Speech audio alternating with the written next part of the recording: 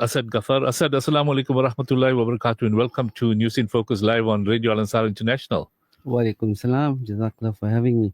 Now, Asad is quite a household name, having been interviewed in various radio stations, ENCA, on various issues. And if you look at Asad today, he's a very disappointed man because the various issues that are being raised with the various mayors and community leaders and premiers, all that takes place is they listen and nothing concrete gets done. So up until now, there are a lot of challenges that haven't been dealt with by the municipalities, but Asad will give us an update. But I'm going to kick off with Asad before I ask Asghar to come in. Asad, realistically, is local government in a mess? I think the answer to that, everyone is aware, it's definitely in a mess. It's been in a mess for the last 30 years. It is for that particular reason why an organization like ourselves and many other ratepayer associations within eThekwini and within South Africa itself have come to the front and to challenge government in this regard. It's an absolute mess. Everything's failed. State-owned enterprises have failed. Municipalities have collapsed.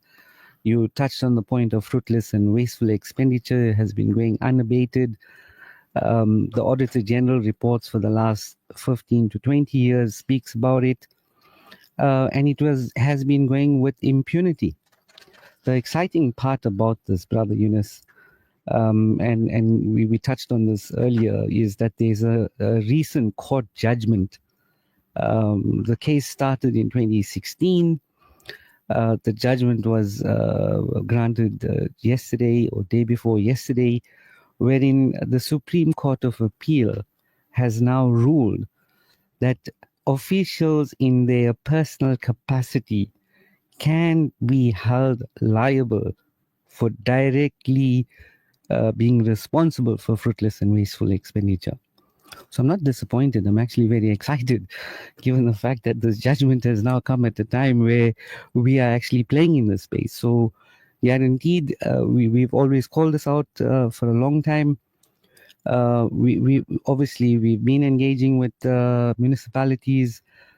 We've been knocking at their door and we've been talking to them.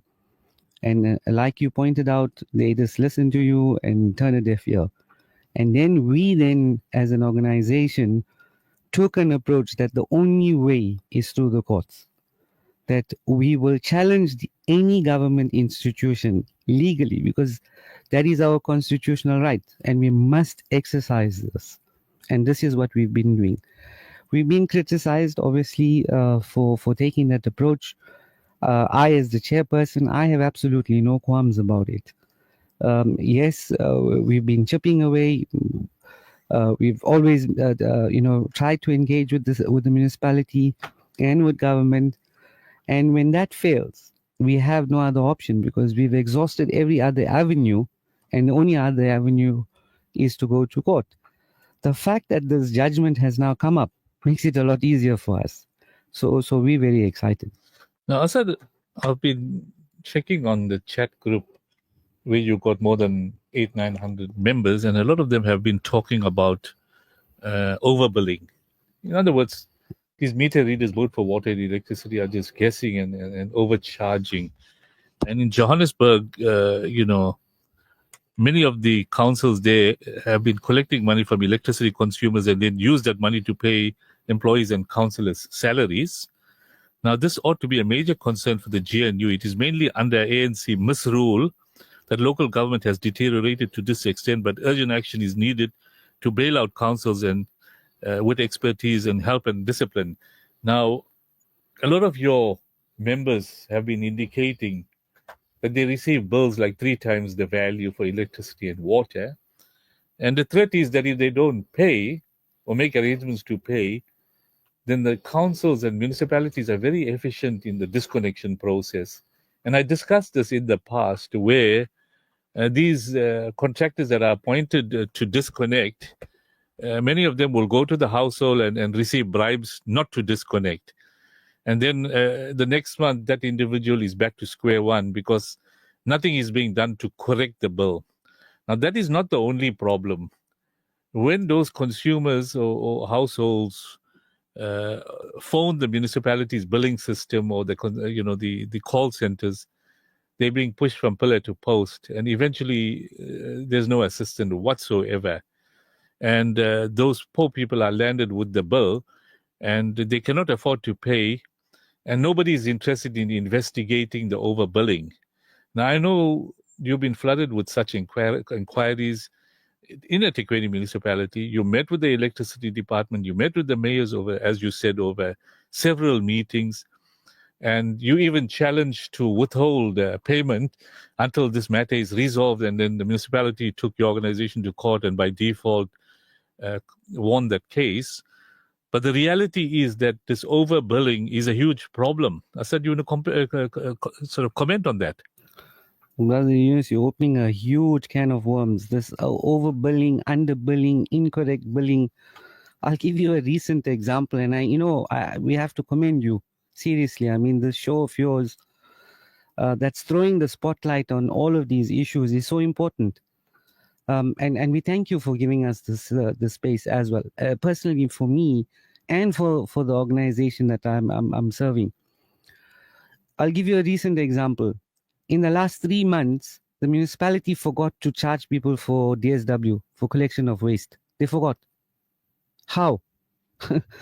And then in this month, they charge you for the 3 months, meaning they forgot. It's not their problem. It's your problem. And now they're saying, hey, we forgot to charge you for 3 months. In this month, now you must pay us for all 3 months together. That's one of the examples. I'll give you another example. We've been talking to this municipality for a long time now. They're putting people into an 80-20 agreement. They've been collecting the money in terms of that agreement, but they haven't been crediting those individuals the 20% that they've been collecting. This is fraud. We've raised this with COCTA. We've raised it with the mayor. The mayor promised to have a meeting with me last week to resolve this issue. He's skirted. He's obviously, busy meeting with businesses, blah, blah, blah, showing his face in public, etc., etc. There's individuals who have entered into this agreement facing disconnections, and the municipality is unable to allocate that money that they've collected back to those individuals and reduce their debt. That's a huge problem. And we're talking about individuals who are below the breadline. We spoke to this municipality, they're not listening. We took this to COCTA, they're not listening. We've taken it to Treasury, they're not listening. Our only other option is go to court. There's no other option. Now, we've already engaged with some attorneys, and they're happy to take this on. And we're telling this municipality, all right, before we go there, there is a problem. Let's sit down, let's talk. They don't want to listen. We had a meeting yesterday with this municipality, and it's another issue that we took to COCTA. They're collecting a surcharge, a water surcharge, water levy surcharge. They've been doing so now for almost 5 years. Everyone's paying for it, whether you're rich, whether you're poor, whether you're business, you're paying. Those who can afford it, they just look at their bill, hey, 6,000, pay the 6,000 and carry on. They're not scrutinizing their bill, and they're not seeing that there's a surcharge for water on this bill. Now, the question and the reason why I'm asking this or raising this is, where is this money? How much of money has been collected? Where is this money being used? We are on the verge of a water curtailment program where they are now going to restrict individuals. We sat in the meeting yesterday with officials, and they're saying, this money that we're collecting from you is still not enough. We want to come back and take more from you, they're telling us. We're saying, hey, hold on. First, tell us how much you collected. Number two, you are charging us for water. Why are you not ring fencing all the revenue that you collect for water? And they agreed that that's what's supposed to be done. And if they ring fence all the monies, all the revenue they collect for water, including the surcharge, the money will be more than sufficient to reduce all the water loss in the city. But what the city would rather do, they'll have a miscavacious competition. You know what that means, Brother Yunus? They want to judge who's the most curvy female in eThekwini. Is that what the municipality is supposed to do? They have a beauty competition. They have a, now we're going into December, you will see in the public space, they're putting out adverts for beach parties. We don't have water. People don't have water, but you want to have a beach party. Something is totally wrong. And again, I'm saying I thank you. I really, really thank you for shining the spotlight on these issues. Now, I want to open up another can of worms because I was in that space and I'm not afraid of talking the truth. We have a situation where a large number of consumers are living in the informal settlements and not paying for electricity and water. Number two, it is questionable whether people are paying in the townships. Number three, there are huge water losses, which is causing, revenue to be depleted. Yet those consumers that have been paying diligently that you're talking about are now being overbilled, and being overbilled by the inefficiency of the meter readers, that those individuals have to pay the penalty because they don't want to be disconnected. Now, as you mentioned, when they contact the billing department, either the staff don't know what's happening, they're inefficient, or deliberately ignoring these consumers, knowing well that these are from the former ICW, Indian colored and white areas. Now, one may say that this is discrimination of a high order, but we need to prove that. But having said that, the problem we face is that, and I mentioned in my preamble, that the personnel there either don't know what's happening because the billing system is from the Treasury Department. And in eThekwini, they're located in Florence Imkize building. And if you visit that building, you can't even go and meet the people in the billing department in the second and third floor. And when you go to the ground floor, nobody knows what's happening. Now, when you're contacting officials, they're not prepared to listen because they said, listen, we'll have to investigate, etc. Nobody comes back to anybody.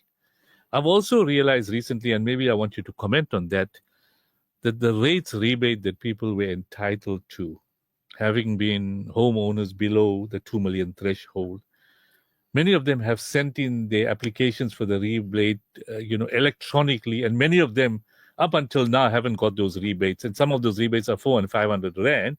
Yet they receive these exorbitant bills and the threat of disconnection when the municipality erred in not capturing those rebates. You want to comment on that, Asad? We can sit here a whole night. The problems are endless. You pulling out one after the other, and you on the point. Not only has it been not captured, they ignore these individuals. These individuals. I was waiting for you to say that word because I've established they've ignored it and waiting for you to phone. And Correct. when you phone, they still ignore you until you go to the next level. Correct. And then they respond. But how many thousands of people applying for those rebates are facing these problems? Thousands. And they come to us as an organization for assistance, including those individuals where you're talking about that have been disconnected. Those individuals who've been disconnected come to us. They come crying blood, sweat, and tears. And on a daily basis, if I tell you, Brother Yunus, we don't like to brag. Seriously, it's not. No, I know you're not bragging. That's why I've seen it in your group chat and I'm raising it with you because I know that's a real situation and we need to deal with it going forward. 100%. And I get taken apart for this. My team, they respect this, but outsiders keep coming to us and say, but why don't you all go and tell the people exactly what you do? And let me tell you, Brother Yunus, I've got a team of people around me. On a daily basis, I'm talking about, we go through plus minus 30 to 40 individuals that come to us and we deal directly with the municipality, free of charge. We don't earn a salary. We don't charge those individuals. Some of them, yes, they're members, they contribute, it's 129 per year, etc., etc. Some people, they give us donations to just keep us moving along. But on a daily basis, my deputy chair, it's a pity. Next time, I think perhaps maybe you must invite her to the show and you can interview her. I'm at this stage now, my work keeps me too busy. So she's taken a lot off my plate.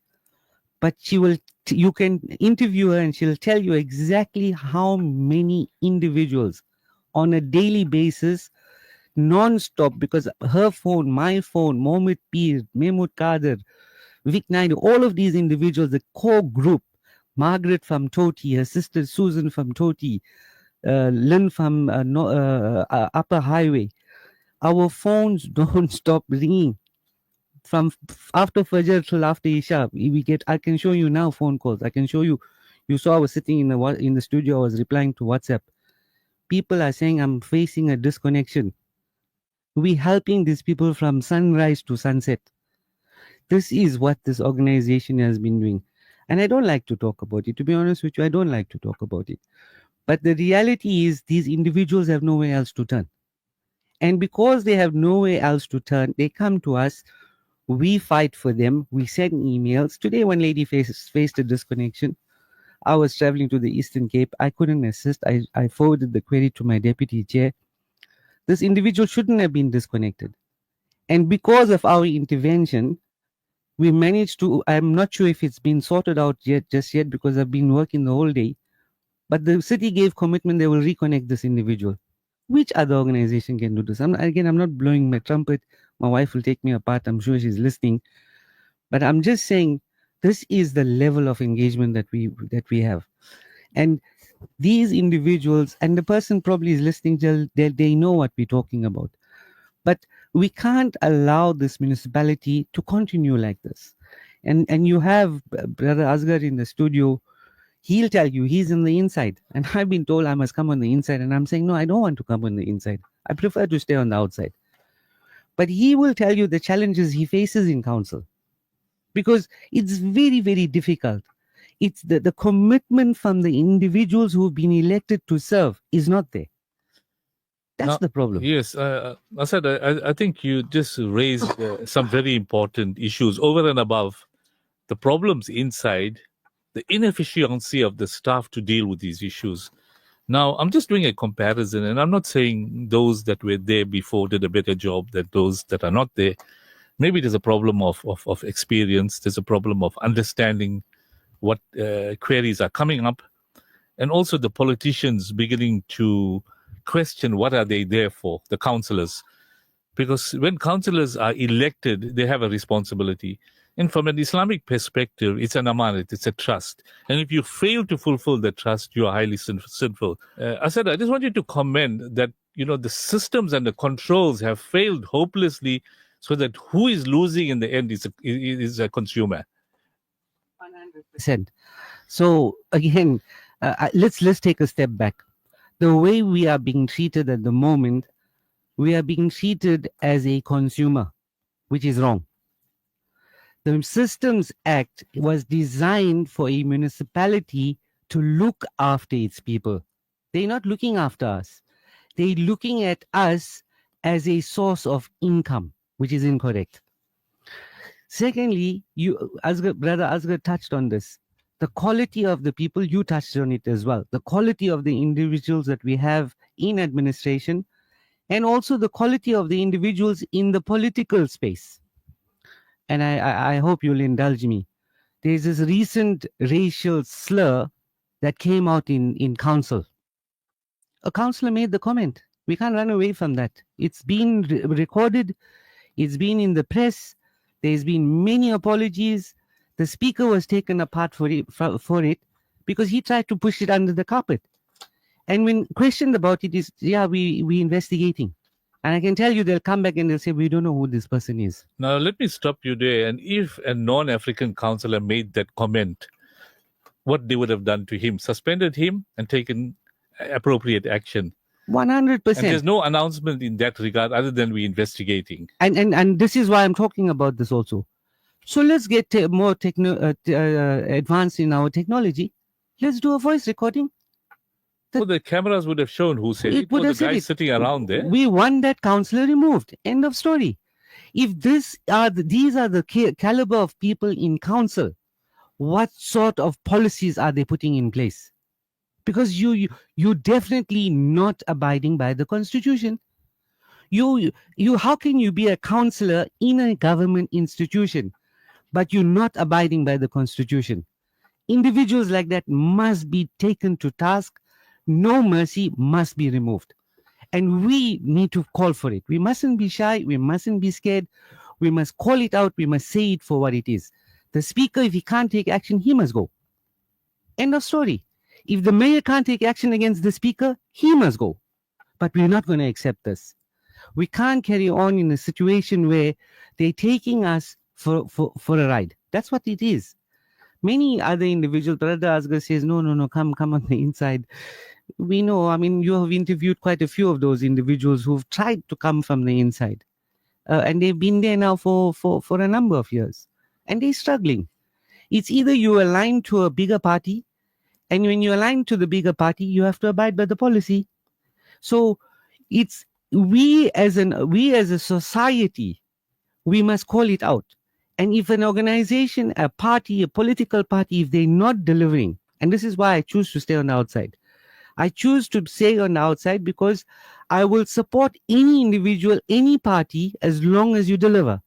If you don't, I'll hold you accountable, whichever party you are. I'm not here to choose sides. We're here to choose what is right and what is wrong. End of story.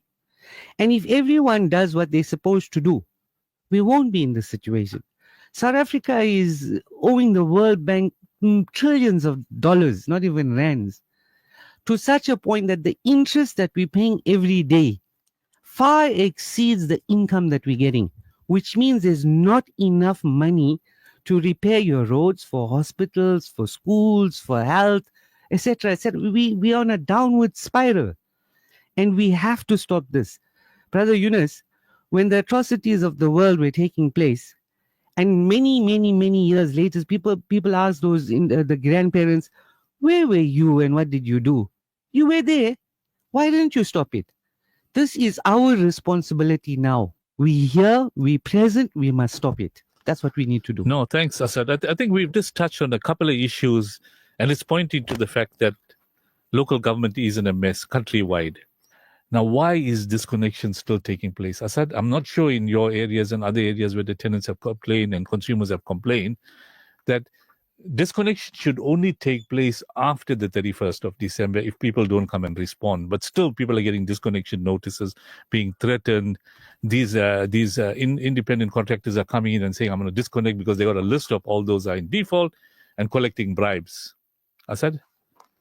Yunus, so let's take a step back as well. So the reason why the municipality goes ahead with disconnections is because that's the only leverage they have over you as a consumer. They force you or threaten to disconnect you, knowing full well that you're going to run and go and make an arrangement to pay, or you're going to pay. But isn't there a policy to hold back disconnections or freeze disconnections until this deadline of 31st December is over? Why are they still implementing? Because part of the council policy, I recall, is when council has approved a debt relief program and given you up to 31st, disconnection should be suspended. 100%. They go against their own policies. So can't the consumer, you who are listening to us, to say that this is against the policy? They do that. They go to the Caesar Kala centers, and those people. Or even tell the independent contractor that you come in to disconnect. There's a policy in place. You're not entitled to come and disconnect. It's illegal. Brother Yunus, we are currently in a litigation against the city. There is a consent order granted by the court which is still in force. The matter is set down for the 15th or the 16th of February. These people with disconnections came to a property. The resident showed them the court order, and the contractor was not interested. We then had to go to on emergency mode, write to the attorneys representing the city to say you are in violation of a court order. Then only the contractor was prepared to listen. Other than that, they're not interested. This is what we're dealing with. I want to touch on another point. Brother Hassan is talking about the economic issues facing the city and that's crippling us. We budgeted now, we're spending over 300 million rand to refurb Moses Mabhida. To attract what? Tourists and blah, blah, blah. You're going to do what? Fix the stadium where the people are going to stay. There's no water. Your beachfront is a mess. There's no water. There's no electricity. But you're prepared to spend money on a white elephant. It's not making sense. You are not doing what is correct. And these resolutions that they're passing in council is where the problems start. And I can tell you this much, and I'm not scared to say it, The reason why they're refurbishing the stadium is because somebody is getting a backhand. And that is why that resolution was passed and approved, because somebody is going to benefit financially from it. It's not being done in the best interest of the city. And that's what we must call out. We mustn't be afraid. Now, they're not prioritizing their budget towards routine and cyclical maintenance, but even emergencies are being not responded to. So it's a major crisis we have in most municipalities. Now we're going to just touch, and I want to bring Asghar in. We spoke last week about some of the ways of fixing this problem up. And those ratepayer associations, we had 11 that way in PMberg, known as MARC. They were representing 11 ratepayer associations. Asad, I'm sure you may have interacted with them. And they were mentioning that they're trying their level best to work with Msunduzi, with administration. Even that is another issue, because they put an administrator that is complicit with the municipality, and there's little or no difference. And the only way to change this whole thing is to go to another level of administration where the councillors and officials are sidelined, and the administrator bring in a whole lot of new experienced personnel to deal with the problems. Although there may be duplicated expenditure in terms of salaries or payment for services, but at least you may have some response and avert, like what Asad is talking about, money is being squandered on unnecessary pursuits at this point in time. Because if you have essential and emergency maintenance to do, you don't want to respond to a nice to have. I think, Brother Yunus, you're talking the right thing. And I think we must not be shy. Well, we must say it for what it is. The reality is this ANC government has failed these people, it's failed this country. We must not be shy to say it. We mustn't say the ruling party, this party, that party. It's the ANC government that has failed this country, like it or not. And if the ANC can't rectify itself, and we can't, I've been in discussions with senior individuals from within the ANC. We called this out 10 years ago. And we said if the ANC cannot reform itself, we were going down a downward spiral. And that's the reality. So mayors may come, mayors may go, but it's all the same, cut from the same cloth. There is no real commitment from this ANC government to rectify itself. You touched on the provincial leader talking about the failure of service delivery. Yesterday, the president himself called it out. eThekwini is failing to deliver services to its people. The president of the country is saying it. The president of the ANC himself is saying it. So the ANC themselves can't see themselves for what they are. Who's going to go and show it to them? Everyone is telling them you're failing. You're not just failing the ratepayers. You're failing your own people. 30 years into democracy in eThekwini, we don't have people who can get water. You failed the people, not us. You as the government, you failed. And we must call it out, and we must strongly call it out. And let's look on the other side. You got a new minister of prisons. Look at the excellent work that he's doing. I mean, one individual left the jail. He's making a big, huge story about it. He's not shy to call it out. He raided the prisons. He removed stuff that was not supposed to be in the prisons. This is what a minister is supposed to do. Not go to your office in the morning and sell AMC cookware. Because this is what they've been doing. You go now to look at any of these councillors, even DA councillors too. They're just the same. I mean, I'm in an area.